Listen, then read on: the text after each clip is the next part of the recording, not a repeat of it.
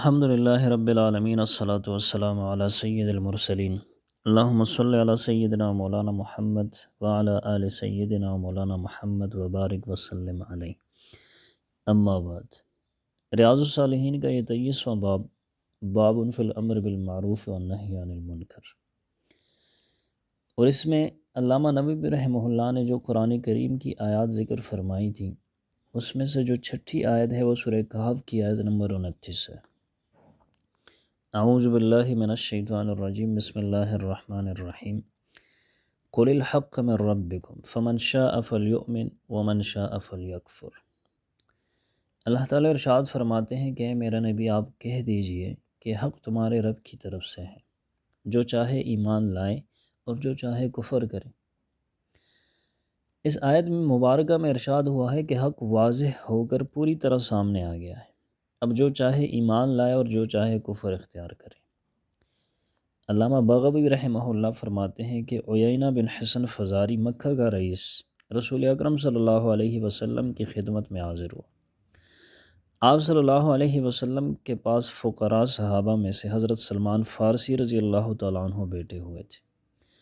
اور آپ کا لباس پرانا تھا اور حالت فقیرانہ تھی۔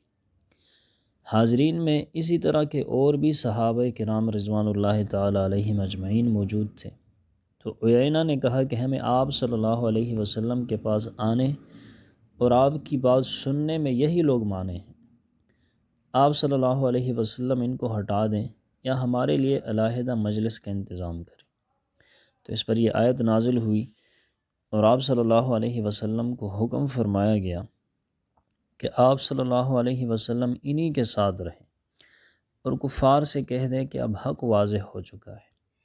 اب جس کا جی چاہے ایمان لائے اور جس کا جی چاہے کفر کرے، کسی کے ایمان میں ہمارا کوئی فائدہ نہیں اور کسی کے کفر میں ہمارا کوئی نقصان نہیں،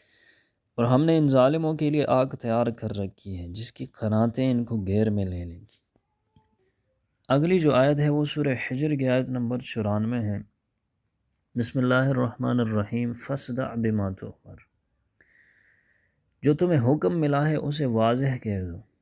اس 7ویں آیت میں رسول کریم صلی اللہ علیہ وسلم کو مخاطب کرتے ہوئے ارشاد فرمایا گیا ہے کہ آپ صلی اللہ علیہ وسلم کو جو احکام الہی ملے ہیں انہیں علی الاعلان سب کو بتا دیں، اور اس دعوت میں کسی جھجک اور تامل کی ضرورت نہیں ہے۔ اس آیت کے نزول سے پہلے رسول اللہ صلی اللہ علیہ وسلم اور صحابہ کرام رضوان اللہ تعالیٰ علیہم اجمعین چھپ چھپ کر عبادت اور تلاوت کیا کرتے تھے اور دعوت بھی خفیہ طور پر دیتے تھے، تو اس آیت میں یہ حکم ہو گیا کہ تبلیغ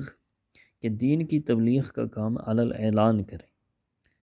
8ویں آیت جو ذکر فرمائی ہے وہ سورہ اعراف کی آیت نمبر 125 ہے۔ بسم اللہ الرحمن الرحیم،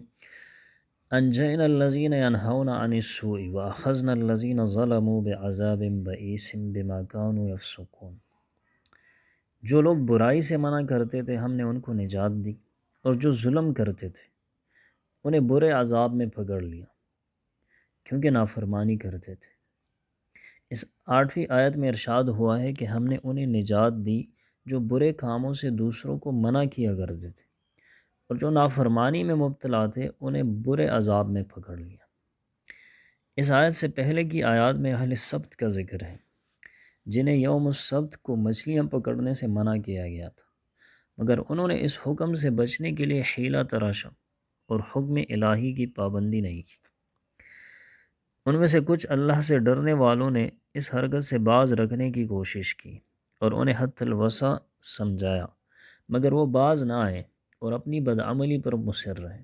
اور انہوں نے تمام نصیحتوں کو اس طرح بھلا دیا گویا انہوں نے سنا ہی نہیں تھا۔